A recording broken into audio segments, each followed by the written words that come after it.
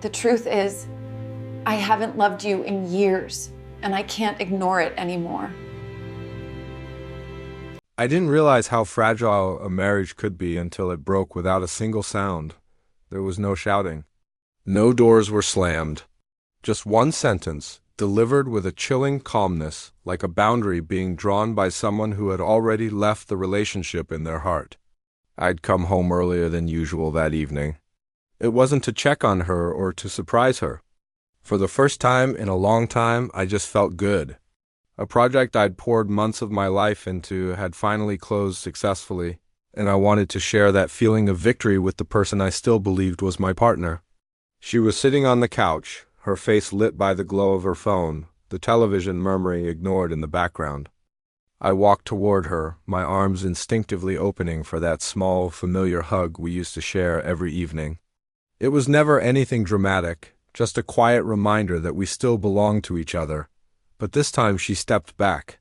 Not startled or confused, it was intentional. "Don't touch me," she said, her voice completely flat. "I'm not playing wife tonight." Those words landed with more force than any scream ever could. My arms froze in midair, then slowly fell to my sides. I stood there, waiting for a punchline, for sarcasm, for anything to soften the blow. Nothing came. Her attention just drifted back to her phone, as if the conversation was already over, as if I was already dismissed. In that hollow moment, something inside me went completely quiet. The noise, the effort, the hope, it all just stopped. "All right," I said, my own voice surprisingly calm. "Then I won't play husband either." She looked up, a flicker of surprise in her eyes, but I was already walking away. I went into the spare bedroom, closed the door, and turned the lock. The click of the mechanism sounded so final, even to me. She didn't knock that night. She didn't send a text. She didn't even ask if I was okay. Her silence told me everything I needed to know. The next morning I woke up early. I showered, got dressed, and made a single cup of coffee just for myself. I took it out to the porch and sat alone, watching the sun rise. I didn't feel sad and I didn't feel angry. I just felt clear. It was as if I had finally stopped pretending. Stopped playing a role in a play where I was the only one who still knew my lines. When she came into the kitchen later, she saw the single empty mug on the counter and frowned. "You're being dramatic," she said. "No," I replied, my voice even. "I'm being attentive. I'm listening." She scoffed, accusing me of overreacting, of turning one little comment into a major crisis. I just listened without defending myself. When she ran out of steam, I stood up. "You didn't insult me last night," I said quietly. "You define how you see this marriage. I'm just respecting your definition." From that day on, I didn't change anything loudly. I changed everything quietly. I stopped trying to have meals together. I stopped sharing the little details of my day. I stopped handling all the things I had always managed automatically in the background, the bills, the schedules, the logistics, the invisible work that made our life run smoothly. She noticed very quickly when those things stopped being invisible. She started trying to provoke me, to bait me into a fight. She accused me of being passive-aggressive.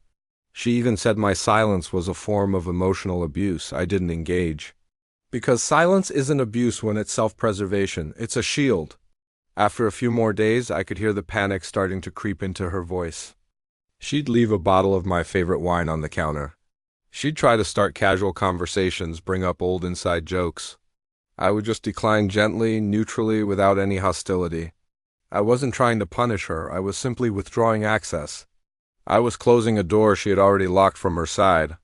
About a week later, she asked if we could reset. I looked at her, really looked at her, and asked, "Reset to what? To the part where I'm only here for you when it's convenient? The part where I'm available only when you need something?" She had no answer. I didn't threaten divorce. I didn't make any grand announcements. I just consulted a lawyer quietly. I reviewed my options, organized the necessary documents. Clarity doesn't need to rush. It moves with purpose.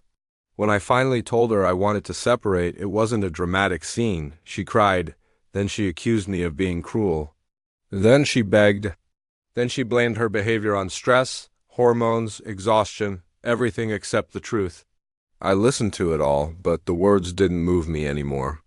The emotional connection had been severed. You didn't push me away that night, I told her honestly. You just confirmed that I'd already been gone for a long, long time. We separated peacefully. There was no yelling, no courtroom spectacle. Just signatures on a page and a quiet acceptance of reality. Life afterward felt so much lighter. Not because it was instantly easy, but because it was finally honest. I started sleeping better. My thoughts were clearer. I began building routines that belonged to me instead of constantly trying to support someone else's comfort at the expense of my own. Months later, she reached out. She told me she hadn't realized how much she had depended on me, how much she missed the life we had. And I believed her. But here's the thing, missing something doesn't entitle you to get it back. The night she told me she wasn't playing wife, she thought she was asserting her control.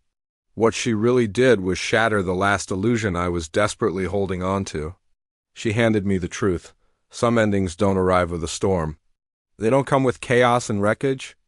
Some endings arrive with one quiet sentence that finally tells the truth. And once you hear it, really hear it, you can't ever unhear it. Thank you for listening.